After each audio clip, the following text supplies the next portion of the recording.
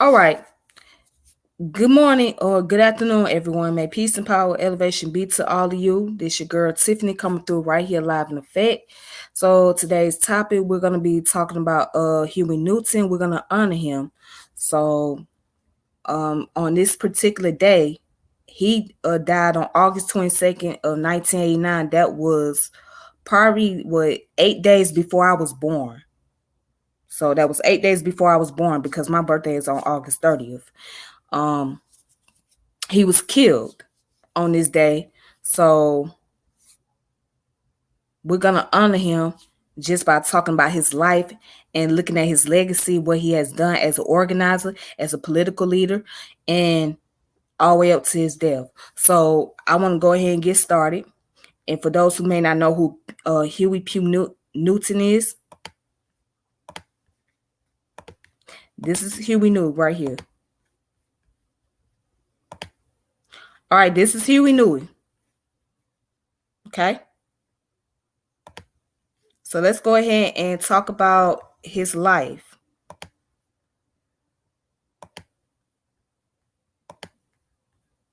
So now,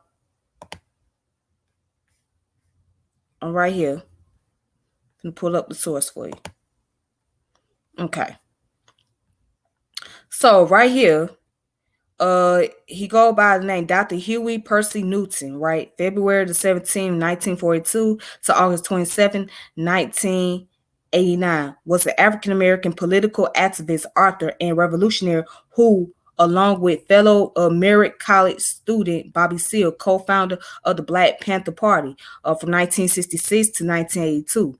Together with Seale, Newton created a 10-point program which laid out guidelines for how, in their words, the African American community could achieve liberation. In 1960s, under Newton's leadership, the Black Panther Party founded over 60 community support programs, renamed survival programs in 1971, including food banks, medical clinics, sickle cell anemia tests, prison busing for families of inmates, legal advice seminars, clothing banks, housing cooperates, and their own ambulance service. Yes, the Black Panther had their own ambulance service. Yes, they did. Okay.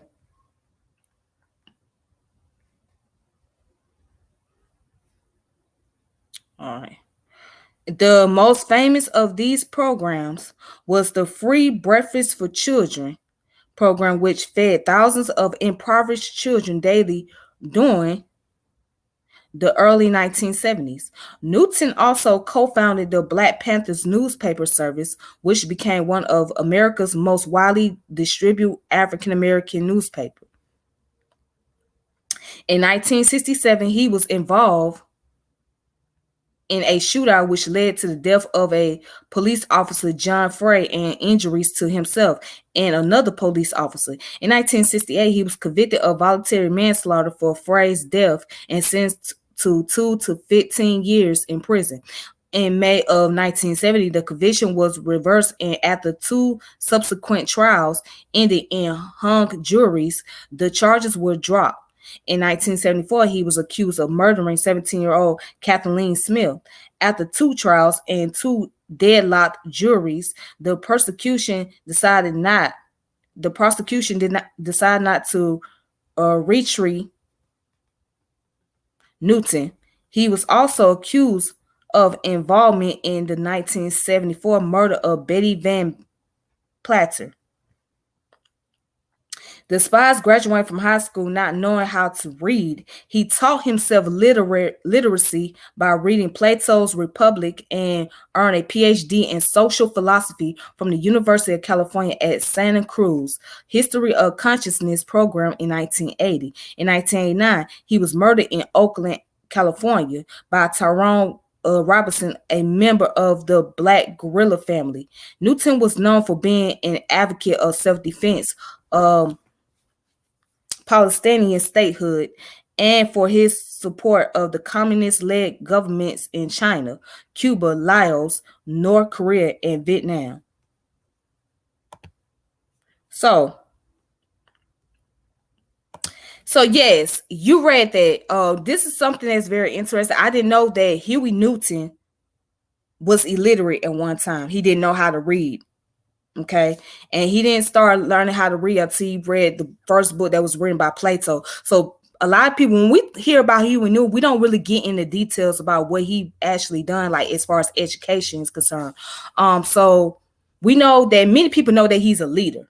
Many people know that he's the founder of the Black Panther Party, but they don't really know about his educational background. So yeah, going down to where it says that he didn't know how to read. He taught himself literacy by reading Plato's Republic, and he earned a degree in social philosophy. But let's see, what is social philosophy? Let's look that up real quick. Social philosophy is a study of questions about social behavior and interpretation of society and social institution in terms of ethical values rather than empirical relation. Social philosopher place new emphasis on understanding the social context for political, legal, morals, and cultural questions, and to the development of novel theoretical frameworks from social ontology to care ethics to cosmopolitan theories of democracy, human rights, gender equity, and global justice. Now, with him having a PhD in social philosophy, he had made use of it by starting the Black Panther Party because he was catered to the needs of those in our community, in the African American community. Now, social philosophy is very similar to sociology based on its definition, because sociology deals with what? Social behavior, society, and institution. So that might as well be sociology in itself. But yeah, he made use of that just by starting an organization, a self-defense organization, teaching people about defending themselves, teaching people about the importance of education, starting up programs in the community, and those type of things in nature. So that's just very interesting to know. All right, so let's go ahead and look up some more information about him real quick. Let's look at his early life. All right, here we go. That's Huey Newton right then when he was a young man. His senior year, 1959. Okay.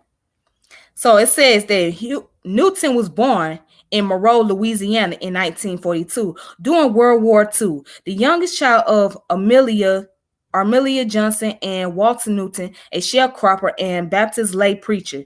His parents named him after Huey Long, former governor of Louisiana. Monroe was located in Louisiana, Awachia Parish, which had a history of violence against blacks since Reconstruction. According to a 2015 report by the Equal Justice Institute, from 1877 to 1950, a total of 37 black people were documented as lynched in that parish. Now, in Louisiana, they use the term parish. Parish is basically a county in French. So, because that was a French territory at one point in time. So if you ever notice that they don't use the term county, it's parish. And parish is French for county, basically. All right. Anyways, let's get back to it. So most murders had taken place around the turn of the 20th century. This was the fifth highest total of lynchings of any county in the South. As a response to violence, the Newton family migrated to Oakland, California, participating in the second wave of the Great Migration of African Americans out of the South. The Newton family was close-knit but quite poor. They moved often within the San Francisco Bay Area during Newton's childhood. Despite this, Newton said he never went without food and shelter as a child.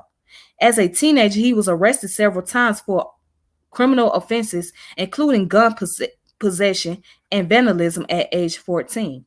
Growing up in Oakland, Newton stated that he was made to feel ashamed of being black. Now, here his family moved to California, because during that time, that was the Great Migration period. That's when the blacks migrated from the south to the west coast, and many migrated up north for better job opportunity, better living condition, because they wasn't getting a lot of that here in the south. And he said in his autobiography, Revolutionary Suicide, he wrote, he said, during those long years in Oakland public schools, I did not have one teacher who taught me anything relevant to my own life or experience. Not one instructor ever awoke in me a desire to learn more, or to question or to explore the worlds of literature, science, and history. All they did was try to rob me of the sense of my own uniqueness and worth, and in the process nearly killed my urge to inquire. So basically, he didn't have a desire to want to go to school. He didn't have a desire to finish school. And he had low self-esteem because of the fact that he was black, and he didn't feel like he fit anywhere in society. He didn't feel like he was a part of the social class or social group of students in the school that he was going to, which was the Oakland public school system. So he felt like it wasn't no different from what he was dealing with in the South.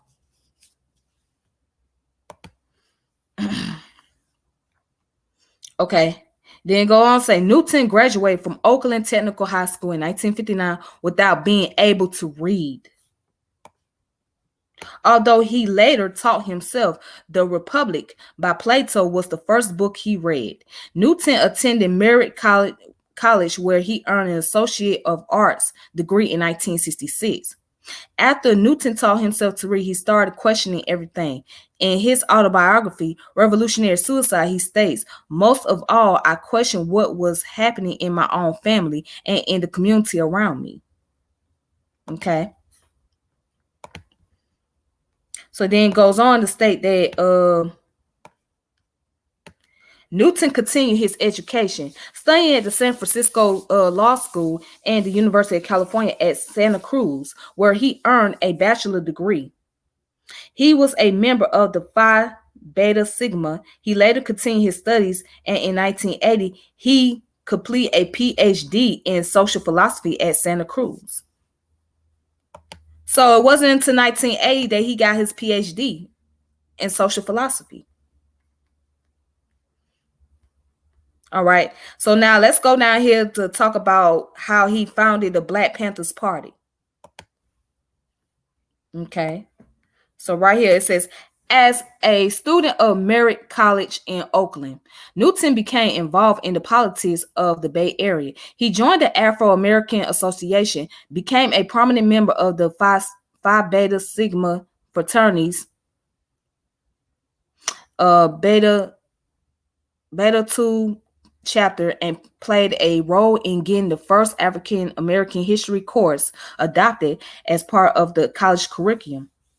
Newton learned about Black history from Donald Warden, who would later change his name to Khalid Abdul Tariq al-Mansour, the leader of the AAA.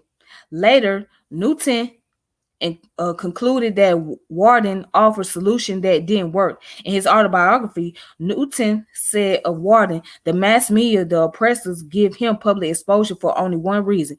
He will lead the people away from the truth of their situation. In college, Newton read the works of Karl Marx, Vladimir Lenin, Franz Fanon, Malcolm X, Mao Zedong, Emile Durkheim, and Che Guevara. So Huey Newton, what inspired him, because when he started reading the works about Malcolm X and Karl Marx and Vladimir Lenin and Che Guevara, but he learned about Black history through someone that was like his mentor and his friend named Donald Warden, also known as Khalid Abdullah Tariq al-Mazrur. And so that's when he got his exposure when he was in college. He learned more about Black history. And he fought for it to be a course in the college curriculum.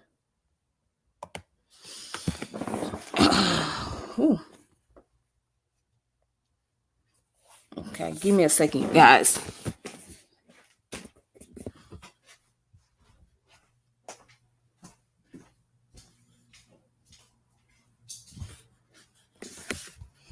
Give me a second.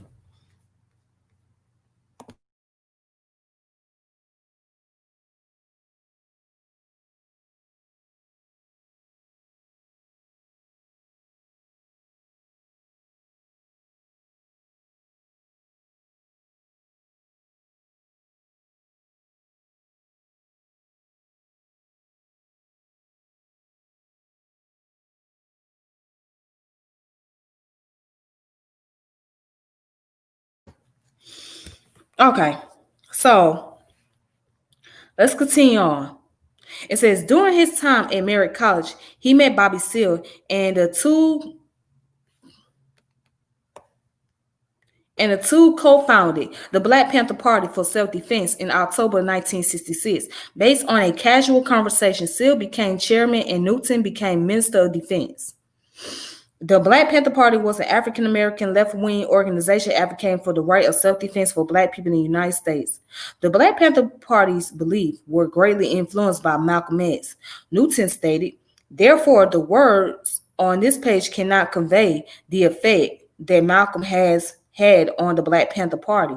Although, as far as I am concerned, the testament of his life work, the party achieved national and international renown through their deep involvement in the Black Panther movement and the politics of the 1960s and 1970s.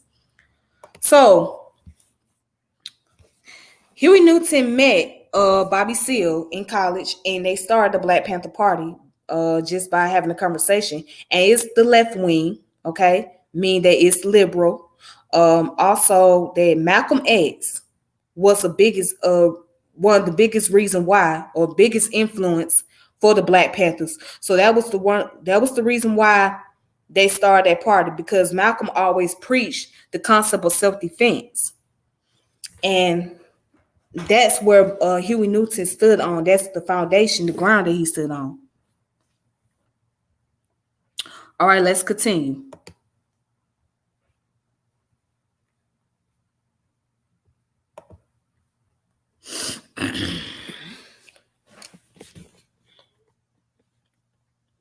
And it says that it goes in about how the party's political goals included better housing, jobs, education for African Americans were documented in their 10-point program, a set of guidelines to the Black Panthers Party's ideas and ways of operation. The group believed that violence or the threat of it might be needed to bring about social change.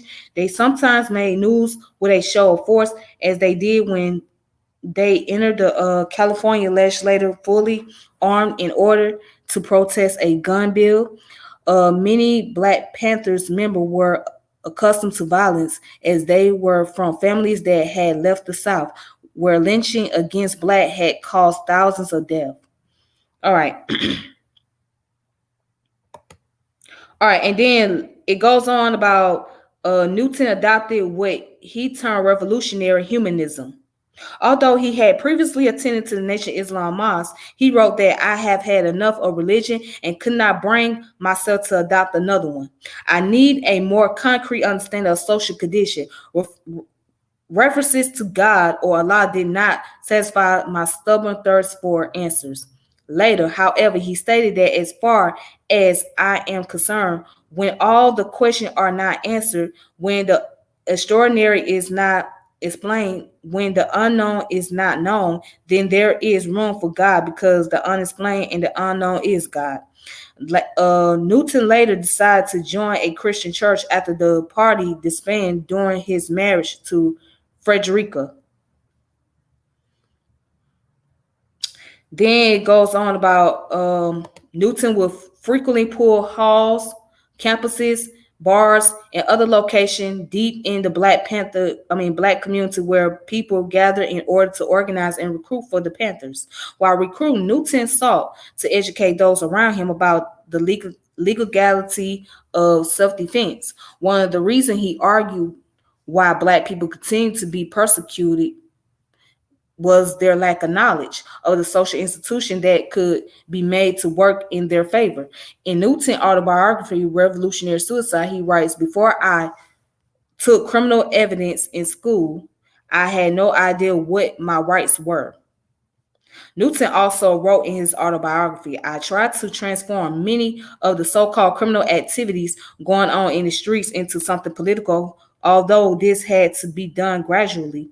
He attempted to channel these daily activities for survival into significant community action. Eventually, the illicit activities of a few members would be superimposed on the social program work performed by the Panthers, and this miscategorization would lose them some support in both white and Black communities. Okay. Then it goes down to say Newton and the Panthers started a number of social programs in Oakland, including founding the Oakland Community School, which provided high-level education to 150 students from impoverished urban neighborhoods. Other programs include the Free Breakfast for Children program and others that offer dances for teenagers and training in martial arts. According to Oakland County Supervisor John George, Huey could take street gang types and give them a social consciousness. So Huey put in a lot of work. According to his story, Huey was actually going out into the streets and interacting with those who were criminals and street gang members and getting them involved into understand social awareness, social consciousness. Now the Panthers have linked up with other groups out there. They have linked up with the Young Lords, which is a Puerto Rican or Latino group. And they also linked up with the one called the Weathermen. And they was an underground revolutionary communist party, right? So they have done, the Black Panther has had allies, but Huey really took it to the street. It was Huey that really put the groundwork out there and said, all right, this is what we're going to do, and this is how we're going to do it. And this is who we're going to reach out to. We're going to reach out to those who are unfortunate, those who are the so-called criminal, and get them into the political mindset and bringing social consciousness and awareness to them. All right. Okay, so all right, let's go down where it says, in 1982, Newton was accused of embezzling $600,000 of state aid to the Panther-founded Oakland Community School. In the wake of the embezzlement charges, Newton disbanded the Black Panther Party. The embezzlement charges were dropped 6 years later in March of 1989 after Newton pled no contest to a single allegation of cashing a $15,000 state check for personal use. He was sentenced to 6 months in jail and 18 months probation. So, and this is where things turned for the worse for Huey Newton. So we're going to look at right here where it says the fatal shooting of John Frey. Newton had been convicted of assault with a deadly weapon for repeatedly stabbing another man, Odell Lee, with a steak knife in the mid-1964. He served 6 months in prison. By October 27, 1967, he was out celebrating the release from his probationary period. Just before dawn on October 28th, Newton and a friend were pulled over by Oakland Police Department. Officer John Frey, realizing who Newton was, Frey called for backup. After fellow officer Herbert Haynes arrived, shots were fired and all three were wounded. Haynes testified that the shooting began after Newton was under arrest, and one witnesses testified that Newton shot Frey with Frey's own gun as they wrestled. No gun on either Frey nor Newton was found. Newton stated that Frey shot him first, which made him lose consciousness during the incident. Frey was shot 4 times and died within the hour, while Haynes was left in serious condition with 3 bullets wound.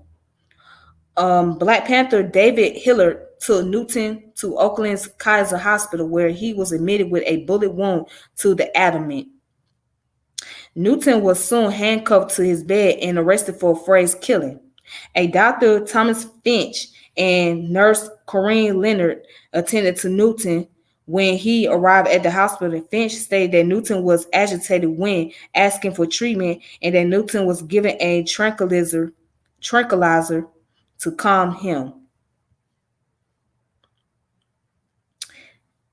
And so he was convicted of voluntary manslaughter on September 1968 for the killing of Frey and they sentenced him to 2 to 15 years in prison.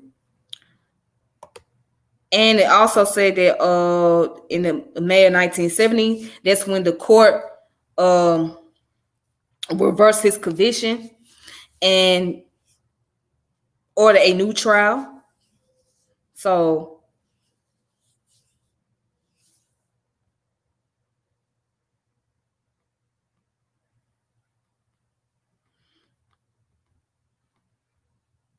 let's see.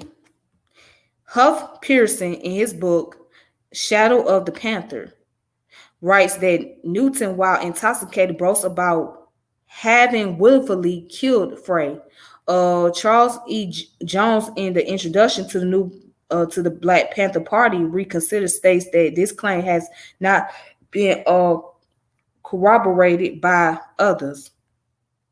So somebody who wrote a book called The Shadow of the Panthers claimed that Huey was intoxicated, drunk, and he was bragging about how he killed a fellow police officer. Well, a police officer named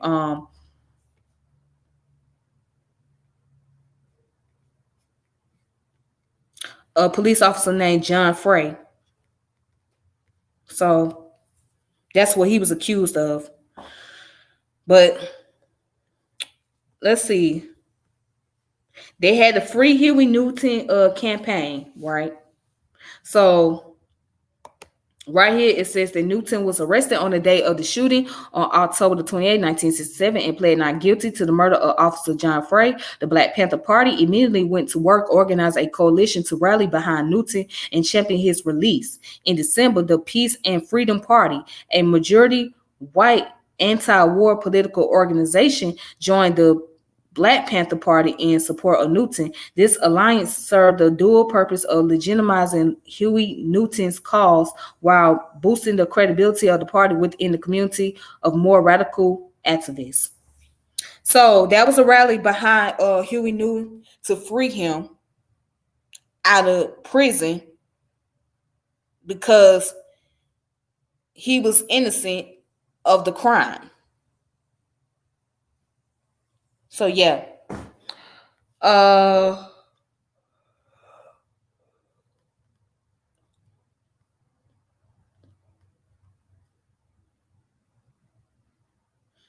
Okay.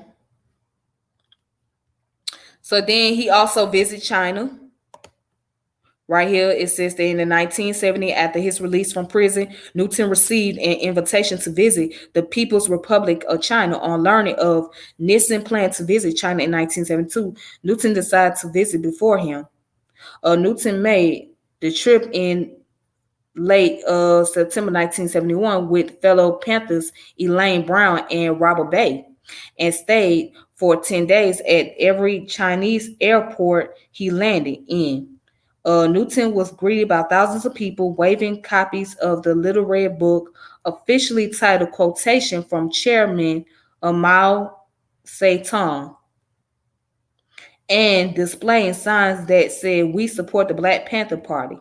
Down with the U.S. imperialism."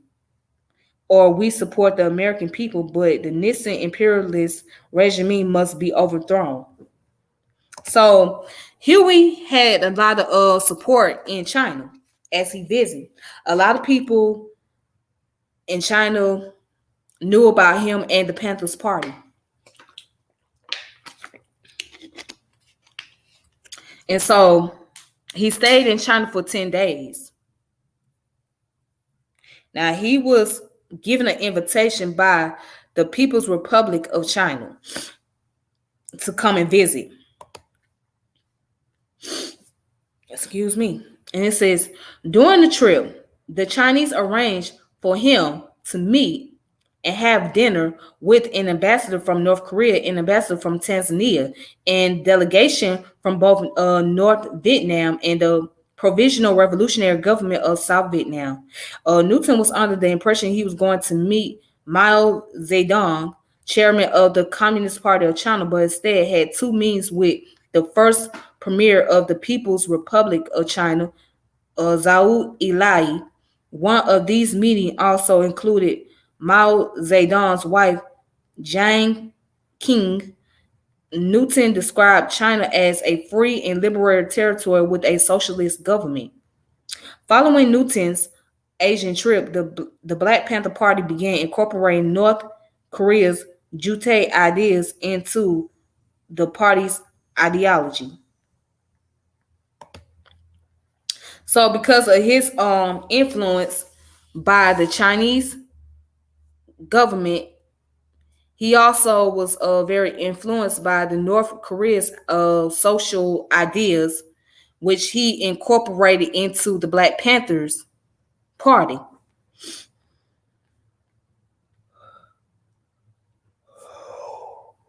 Okay, so now there's some more legal situation against Huey Newton. This one called the allegation of violence. On August 6th of 1974, Kathleen Smith, a 17-year-old Oakland native working as a prostitute, was shot. She died 3 months later. According to the prosecutor handling the case, Newton shot Smith after a casual exchange on the street, during which she referred to him as Baby, a childhood nickname he hated. Newton is also alleged to have assaulted his tailor, Preston Collins, after Collins called him Baby. Newton posted bond after being arrested for pistol whipping Collins, a crime for which he was later acquitted. Newton was subsequently arrested a second time for the murder of Smith, but was able to post an additional $80,000 bond, thus securing his release until trial. Okay, Newton and his girlfriend, later his wife Gwen Fountain, then fled to Havana, Cuba, where they lived until 1977, which prevented further persecution. On the two charges, Elaine Brown took over as a chairperson of the Black Panther Party in his absence. Newton returned to the United States in 1977 to stand trial for the murder of Smith and the assault of Collins. In October of 1977, three Black Panthers attempted to assassinate Crystal Gray, a key persecution witness in Newton's upcoming trial, who had been present the day of Kathleen Smith's murder. Unbeknownst to the assailants, they attacked the wrong house and the occupant returned fire. During the shootout, one of the Panthers, Louis Johnson, was killed, and the other two assailants escaped. One of the two surviving assailants, Forbes, fled to Las Vegas, Nevada, with the help of Panthers paramedic Nelson Malley. And then go on to say, in November of 1977, Malley was found by park rangers paralyzed from the waist down from bullet wounds to the back in a shallow grave in the desert outside of Las Vegas. According to Malley, he and Forbes were ordered by higher ups to be killed to eliminate any eyewitness accounts of attempted murder of Crystal Gray. It says Malley recovered from the assault and told police that fellow Panthers Roland Reed and Alan Lewis were behind his attempted murder. Newton denied any involvement or knowledge and said that the events might have been the result of overzealous party members. So there was a lot going on in the Panthers party. One of the things that was taking place were there was a attempted murder on a lady named Crystal Gray that Huey was accused of being a part of, and then the fellow members pretty much turned on each other. One had went to Las Vegas, right? And it doesn't say where the other one went, but two of the members of the Panthers party, one of them became paralyzed by the other members, because I guess the members were afraid that they were going to say something or speak on the situation regarding to Crystal Gray and Huey Newton. So, and they were given orders to try to take out another member. So in these organizations, you have to understand that there's always conflicts, right? There's always anytime there's some type of legal situation going on, and you got one of the members in those organizations that may feel like somebody is going to say something, or they're going to cooperate with the law enforcement, they're going to do what they can to try to keep that person remain silent, or just by putting a threat on their life, or just executing them. So it happened a lot. Not all members got along with each other in the Black Panther Party. Like, it's a lot of deep stories behind this. But anyways, let's look down here. It says during Newton's trial for assaulting Preston Collins, Collins changed his testimony several times and eventually told the jury that he did not know who assaulted him. Newton was acquitted of the assault in September 1978, but was convicted of illegal firearms possession. After the assassination attempted on Crystal Gray, she declined to testify against Newton. After 2 trials and 2 deadlocked juries, the prosecution decided not to retreat Newton for Smith's murder. Okay.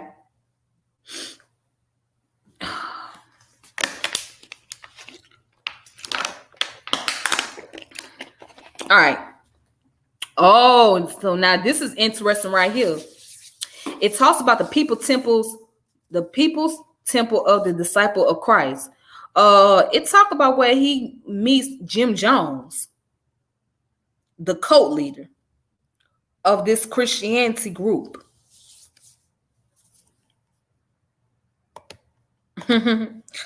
This is funny. Now let's read this. In January 1977, Jim Jones, leader of the People's Temple of the Disciple of Christ, commonly shortened to the People's Temple, visited Huey Newton in Havana, Cuba.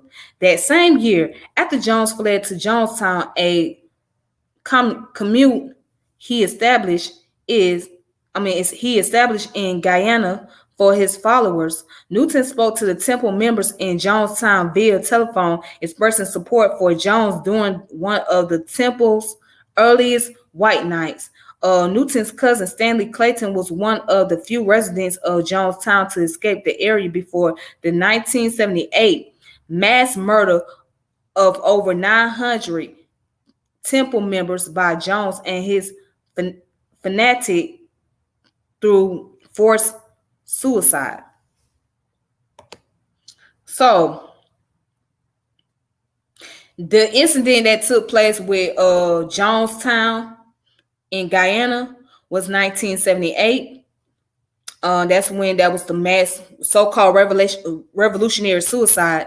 That's when Jim Jones had his members, majority of them, to drink some type of poisoning which was Kool-Aid, but it was a poisoning inside that Kool-Aid to to commit suicide for revolutionary reason. But everybody ended up dead except for him. So yeah. So that was one of the worst times during that year in 1978. Okay. All right, so let's look at his works. So Huey Newton speaks, okay, an oral history to die for the people, the writing of Huey P. Newton, right, Revolutionary Suicide with J. Herman Blake, Insights and Poems with Erica Huggins, The Crash of Flight 90, Doomed by Self-Deception with Robert Trivers, War Against the Panthers, A Study of Repression in America. Um, Huey P. Newton Reader, edited by David Hillard, and Essays from the Minister of Defense, which is Black Panther Party 1968, Oakland pamphlet. The Genius of Huey P. Newton, Awesome Records. The original vision of the Black Panther Party, Black Panther Party. And then you got the Huey Newton Talks to the movement about the Black Panther cultural nationalism, SNCC, liberals, and white revolutionaries. Oh, which was edited by Toni Morrison and forward by Elaine Brown. The new Huey P. Newton Reader. Okay, which was edited by David Hillard and Donald Wise, introduction by Elaine Brown. So, yeah, Huey P. was a radical leader. As you can see, he had a lot of troubles going on in his lifetime. He dealt with the law enforcement so much. So, but he was very prominent too in the organization, and he really set the foundation by organizing programs that was catering to those in the African American community as well. So now let's look at his death real fast. Hold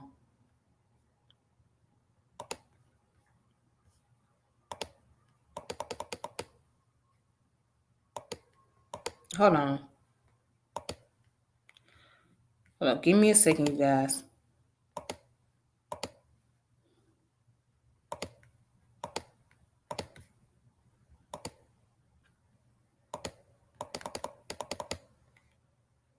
All right.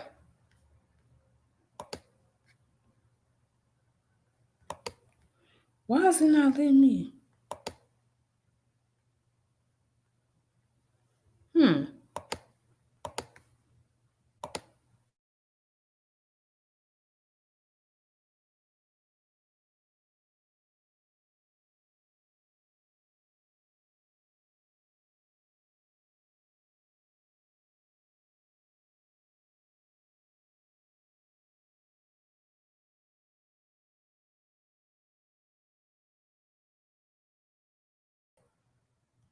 Okay. So sorry about that. The camera had went out. Let me find that article right here. All right. So here it is. Now let's talk about his death. All right, so it says on August 22nd, 1989, Newton was murdered in the neighborhood of Lower Bottoms in West Oakland, California. Within days, Tyrone Robinson was arrested as a suspect. He was on parole and admitted the murder to police, claiming self-defense, though police found no evidence that Newton was carrying a gun. In 1991, Robinson was convicted of first-degree murder and sentenced to a prison term of 32 years to life. Robinson stated that his motive was to advance in the Black guerrilla family, a Marxist-Leninist narcotics prison game, in order to get a crack franchise. Newton's funeral was held at Allen Temple Baptist Church, where he attended following his conversion. Some 1,000 300 mourners were accommodated inside, and another 500 to 600 listened to the service from outside. Newton's achievements in civil rights and work on behalf of Black children and families with the Black Panther Party were celebrated. Newton's body was cremated and his ashes were interred at Evergreen Cemetery in Oakland. All right, so also, what is not mentioned that Huey Newton had a drug addiction as well. So later on, once the Black Panther Party had disbanded, Newton found himself in so many legal situations, of course, and he ended up turning to drugs and becoming a drug addict, having some form of addiction. Yeah, so one, and this was during the time when we talk about the late 80s, this is the time when the crack cocaine era was really kicking in. So when the crack era came about, that's when a lot of family members, a lot of Black people in the community got hooked on the crack cocaine. And so Huey happened to be one of those people that was hooked on drugs really bad. Yeah. So, anyways, yes, he passed away on this day. This is his death anniversary. He died 31 years ago. Yep. It was 31 years ago. As a matter of fact, let's pull up an article. Oh, and you can see references down here. If you want to look up for more information, here's the reference at the bottom of the page.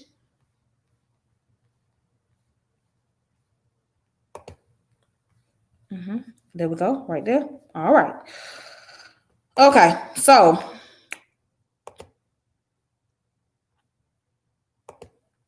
let's look at this article right here, which is a Los Angeles Times, okay? And it was written in August of 22nd, 1989 by Mark A. Stein and Valerie Bashida.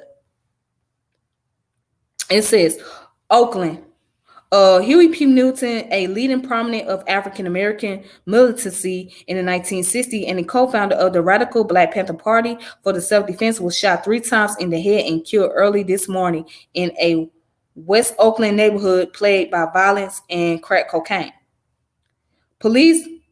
Oakland police declined to speculate on a motive for the killing, although Newton, 47, had a history of cocaine abuse and been sentenced to 90 days in St. Quentin prison earlier this year for possessing drug paraphernalia, a violation of parole in an earlier case.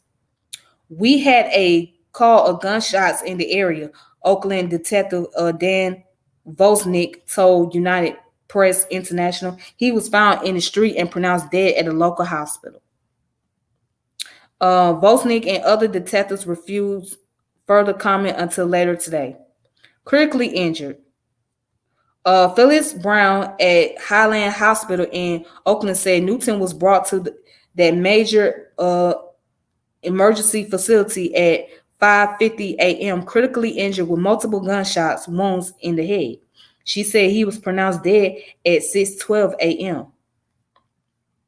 Although Newton did not live in the 9th Street neighborhood where he was shot, he frequently visited the area, said Jules Ao 54, who said he lived a few doors away from the blood-stained sidewalk where police found Newton.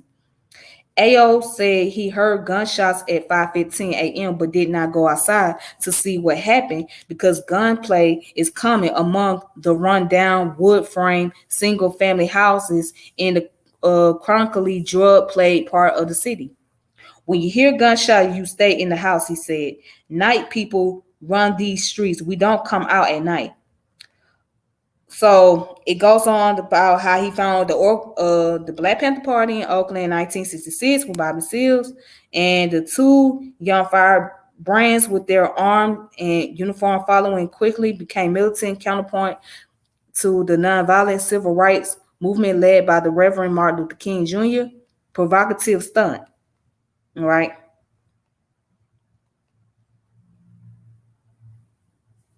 Okay, so then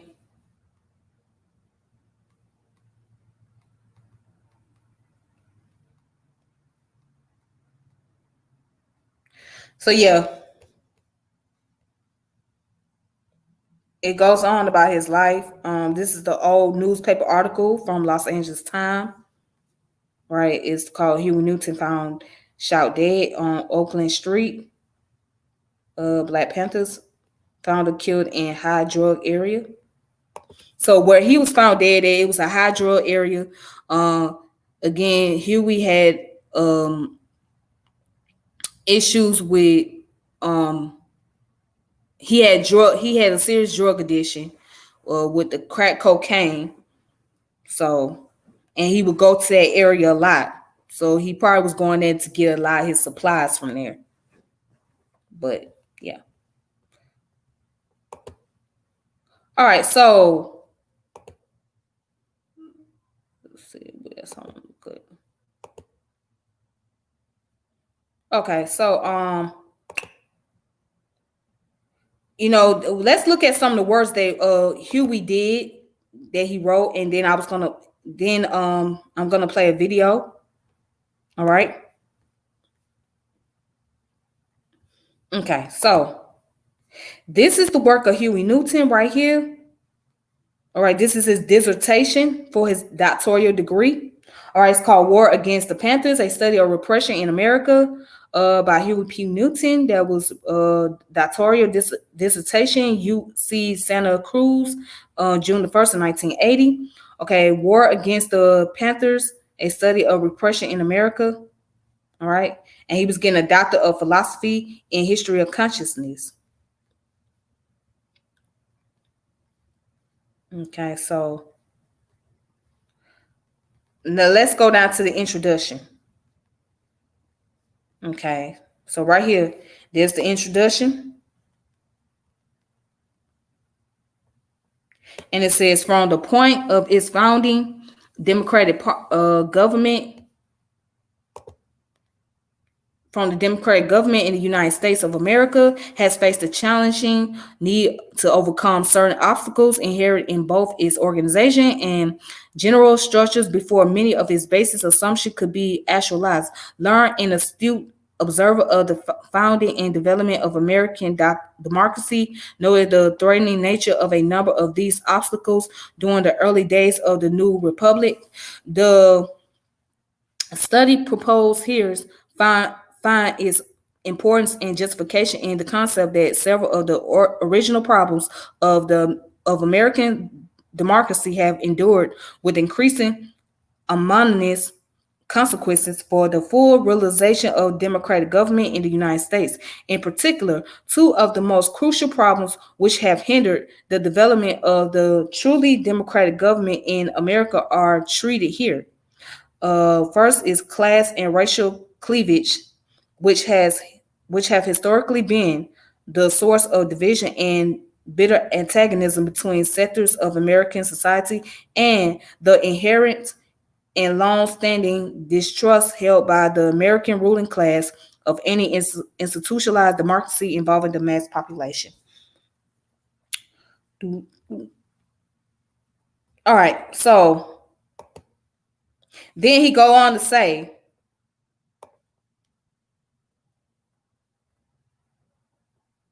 the continuing existence of these two problems, compounded, of course, by companion evils, has from one time to another enlarged and set motion a debilitating dialectic which has kept full democracy at bay and the very fabric of the American society in rather constant peril. What is hope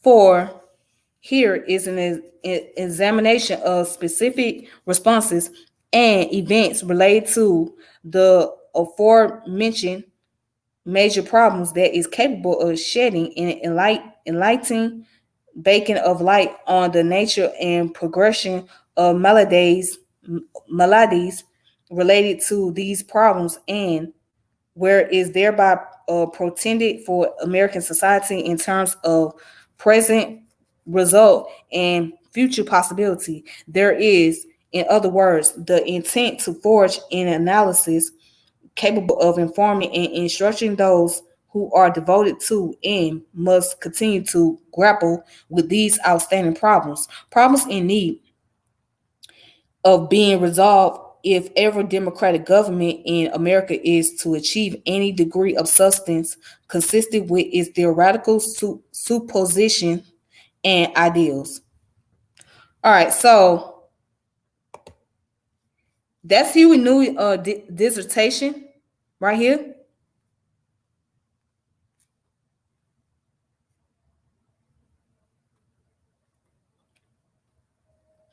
And then it goes on to say the first problem in American democracy set forth was offered a summary justification by the founding fathers that it was limiting representative or Republican form of democracy that was best suited and most desirable for a new country's governance. This intended limited was was mocked by the peculiar contradiction um, that the populace to be served by the new government included sizable sectors which were not to be regarded as beneficiary of the most limited promise of democracy. All right, so yeah, that's his dissertation, right?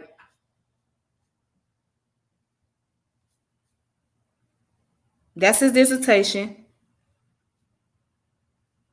for his doctoral degree at UC Santa Cruz, Huey Newey, and this was June of 1980. So yeah, you can find out this information. Just look it up right here.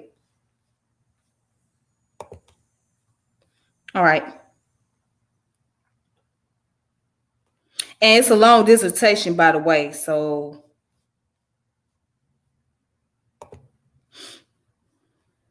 let's see. And then there's another article called the Lampa Proletary as a Vanguard, the Black Panther Party, Social Transformation and Pearson Analysis of Huey Newton. So it's called The Need for by Errol A. Henderson, University of Florida, The Need for Criticism. All right, so let's read.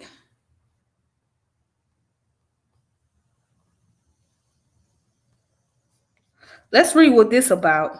Okay. It says the need for criticism. The Black liberation struggle has taught its students that successful struggle must be measured both by its ability to transform society and its ability to transform those who engage in it. Huff Pearson, 1994, The Shadow of the Panther is a critical analysis of the transformative capacity of the Black Panther parties. Most noted figure and co-founder Huey P. Newton. Pearson documents what is for him Newton's ultimate failure to transform himself from criminal to crusader. One reviewer noted that if Pearson's assessment of Newton is accurate, then the Black Panther Party leader was a little more than intelligent drug addict and psychopath. Relying on extensive interviews with former Panthers Lyndon Williams, Mary Kennedy, Sheba Haven, and a host of Black Panther supporters and detractors, Pearson 422-page volume discussed the criminality that Black Panther Party primary Newton was never quite able to distance itself from. In it, Pearson lists the failures, the betrayals, the murders, rape, robberies, and extortion of the Black Panther Party as they developed into the most recognized organization of the 1960s. Black Panther movement reduced in significance. Pearson analysis are the free clinics, free breakfast program, food giveaways, schools, ambulance service, voter registration, community patrols, and other programs. His primary internal analysis also reduced the significance of Hoover's counterintelligence program that served to undermine many Black organizations in that era.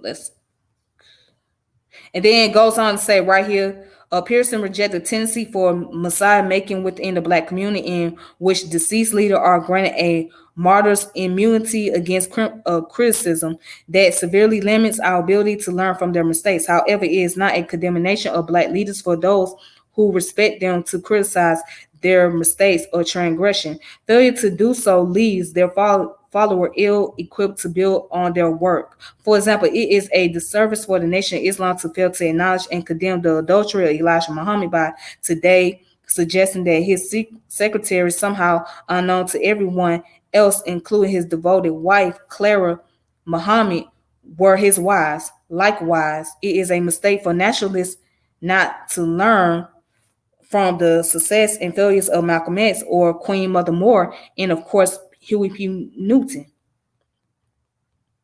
All right, so then it goes on down here and said, at the same time, however, it is important that criticism, respect, and appreciate the meaningful contribution that carry legitimate struggles forward. Such is the point made by the former Black Panther Party and Black Liberation Army member Safia Bukhari, who challenges that we must remember that everybody that is black is not involved in the black liberation struggle, and therefore their critique of the struggle or elements of the struggle is not done with the motivation of curing the sickness to save the patient. It says, further, she suggests that we should be aware of those who seize opportunities like the one involving Elaine Brown and David Hiller's book to vent their personal beliefs and agendas. For example, Bukhari maintains that Alice Walker's suggestion that the male leadership of the party's fear of what did she say? Bukhari maintains that Alice Walker's suggestion that the male leadership of the party's fear of their perceived homosexual love for each other, or whether they have been lovers or not, accounted for their macho sexist attitudes towards women, raising the tantalizing question of whether this may be an example of people coloring the facts with their own leanings. All right. So this article that I'm showing is basically dealing with the criticism about Huey Newton from a positive and negative standpoint. So a guy named Hugh Pearson wrote an article about Huey Newton and his life and giving his critique on him as far as like what he did regarding to the Black Panther Party and just his personal life in general. So that's this information right here.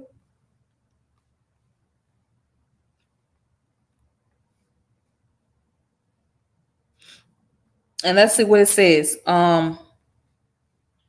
It says, draw on her experiences of Bukhari offers a critical analysis of sexism in the party without condemning its positive contribution. She accredited the Black Panther Party with addressing the problem of sexism noted in the 8 points of attention as an organization providing a mechanism for dealing with this.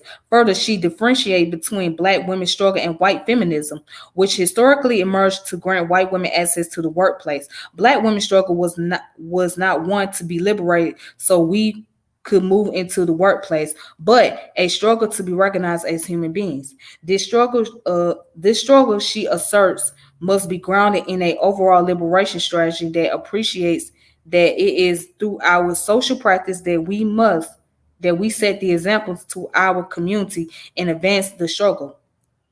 And we should remember, according to her, that the Black Panther may not have complete the task, but the Black Panther did put the question on the floor. Okay. And since on the other hand, concerning the highly taught treason of Elaine Brown, former Panther BLA member and one of 3 internal sources for Pearson and Sheba Haven, finds Brown's account incredible, misleading, and untrue.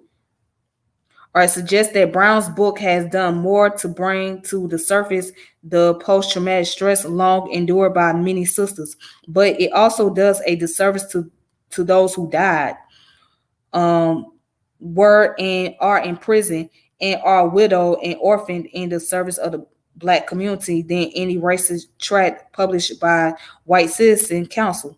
Books such as Brown's, according to Haven, underscore the needs for those who survived and retained their sanity to speak and write about the mistakes and the accomplishment of the Black Panthers before it became a monarchy controlled by Elaine Brown. Okay. So So it then goes down to say, so Pearson critical assessment is both timely and necessary. The criteria by which we can assess his analysis include the contextualization he utilized, the reliability of his sources, his analysis of the movement, and the contribution of the Black Panther Party, and the lesson learned for the next generation. And all of this is necessary to offer a criticism where it is warranted and not to simply self-promote or condemn when the final analysis there are larger lessons to be learned. Pearson analysis promises no less in effort. So this source is dealing with the criticism of the person that's criticizing Huey Newton's as far as his contribution in the Panther Party in his personal life. So the author of this article here, Errol A. Henderson, is giving his critique on Huff Pearson about Huey Newton. So if you want to look that up, this was written in 1997, called the Journal of Black Studies, and it says Sage Publication Inc., volume 28, number 2, page 171 to 199. Okay. So, yeah, that's that information right there. All right, let's see what else we can find here. Okay. And then here's another article right here called Huey Newton Speaks, interview on July the 4th, 1970 by Mark Lane in California State Prison at St. Louis, Obispo, or was it Obispo? Yes, St. Louis Obispo. So it's an article right here, and it goes into the interview that was done. So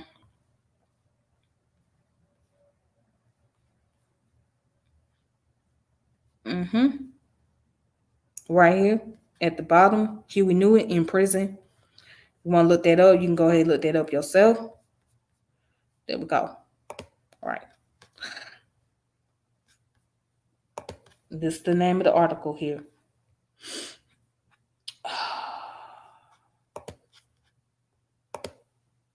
Okay. So and here's another article that was here's another paper that was written by Huey Newton. It's called The Women Liberation and Gay Liberation Movement. Huey P. Newton, August 15 of 1970. So now I'm not going to read all of this, but I'm going to read the first part, like the first 4 paragraphs. And he says, during the past few years, strong movement has developed among women and among homosexuals seeking their liberation. There has been some uncertainty about how to relate to these movements. Whatever your personal opinions and your insecurities about homosexuality and the various liberation movement among homosexuals and women, and I speak of the homosexual and women as oppressed group, we should try to unite with them in a revolutionary fashion. I say whatever your insecurity are, because as we very well know, sometimes our first instinct is to want to hit a homosexual in the mouth and want a woman to be quiet. We want to hit a homosexual in the mouth because we are afraid that we might be homosexuals, and we want to hit the women or shut her up because we are afraid that she might castrate us or take the nuts that we might not have to start with. It says we must gain security in ourselves and therefore have respect and feelings for all oppressed people. We must not use racist attitudes that the white racists use against our people because they are black and poor. Many times, the poorest white person is the most racist because he is afraid that he might lose something or discover something that he does not have. So you're some kind of threat to him. This kind of psychology is in operation when we view oppressed people and we are angry with them because of their particular kind of behavior or their particular kind of deviation from the established norm. And it goes on to say, remember, we have not established a revolutionary value system. We are only in the process of establishing it. I do not remember our ever constituting any value that says that a revolutionary must say offensive things towards homosexual, or that a revolutionary should make sure that women do not speak about their own particular kind of oppression. As a matter of fact, it is just the opposite. We say that we recognize the women's right to be free. We have not said much about the homosexual at all, but we must relate to the homosexual movement because it is a real thing. And I know through reading and through my life experience and observation that homosexuals are not given freedom and liberty by anyone in the society. They might be the most oppressed people in the society. Well, now, even though this is his article, I slightly disagree with some things what he wrote. But yeah, I have my little disagreements on some of the stuff that he wrote in here. However, that was one of his writings that he did. So let's just read on down some more and then I'm gonna end it. It says, and what made them homosexual? Perhaps it is a phenomenon that I don't understand entirely. Some people say that it is a decadence of capitalism. I don't know if that is the case. I rather doubt it. But whatever the case is, we know that homosexuality is a fact that exists, and we must understand in its purest form that is a person should have the freedom to use his body in whatever way he wants. That is not endorsing things in homosexuality that we wouldn't view as revolutionary. But there is nothing to say that a homosexual cannot also be a revolutionary. And maybe I'm injecting some of my prejudice by saying that even a homosexual can be a revolutionary. Quite contrary, maybe a homosexual could be the most revolutionary. When we have revolutionary conferences, rallies, and demonstration, there should be full participation of the gay liberation movement and the women's liberation movement. Some groups might be more revolutionary than others. We should not use the actions of a few to say that they are all revolutionary or counter-revolutionary because they are not. Okay. So, according to that paper, Huey Newton believed that women's liberation and gay liberation movement should be acknowledged, and they too have a voice, and they could be a part of the revolutionary family. So he's saying that we should be able to work in conjunction. What he's saying during that time, just putting his own word translation, that we should be able to work in conjunction with those people. Okay? Because at the end of the day, those people are oppressed. The homosexual are dealing with some form of oppression. Women are dealing with some form of oppression. And that should just be recognized. So it's not about, I don't think in this article he's saying that, hey, I support homosexuality as far as the behavior, but he's saying that I support people's right to choose what they want to do with their lives and who they want to get involved with. I support the women's right to choose and women's right to have freedom. So that's what it's all about. He's just looking at the freedom part of it. So that's where his argument stands. Now I'm gonna explain why I have a slight disagreement with him pertaining to the homosexuality part. because I feel like people try to equate homosexuality with racism, and you can't do that. Cause let me tell you something. Racism is much bigger, a bigger problem than homosexuality. Because even those in those LGBTQ community, they are very racist amongst themselves. They are very dominant towards each other. So you have racism happening in those communities. So racism is not just pertaining to those who are heterosexual or who are natural born women, natural born men. Anybody can be a racist. Okay. So racism is not based on sexuality or sexual orientation. Okay. It's about dealing with the privileged class. All right. So the point is, just like you got white people that are racist, you got white gay people or white lesbian that are very racist towards others in that group or in their sexual orientation. So yeah, racism is something major, it's much greater and it's much major than homosexuality. Okay, so you can't compare the two as being one of the same, because it's not. And that's just where I stand on my argument. All right. But anyways, if you want to look more about this his writings, just look up the Women Liberation, Gay Liberation Movement by Huey P. Newton. Yeah, just look that up. All right. Okay. So I was going to play a little video clip, but I'm gonna go ahead and end it right here. So this is the video that I wanted to play, which is called A Statement from Huey Newton in 1970. But I'm gonna end this video, and I want to thank for those of you that was watching. Thank you guys for watching. And if you like this video, you can go ahead and share and subscribe to this channel, the Tiffany French channel. If you want to share this video on Facebook, you're more than welcome to do so. But until then, may peace and power elevation be to all of you. Please be safe out there, and we will reconnect next time. All right, deuces.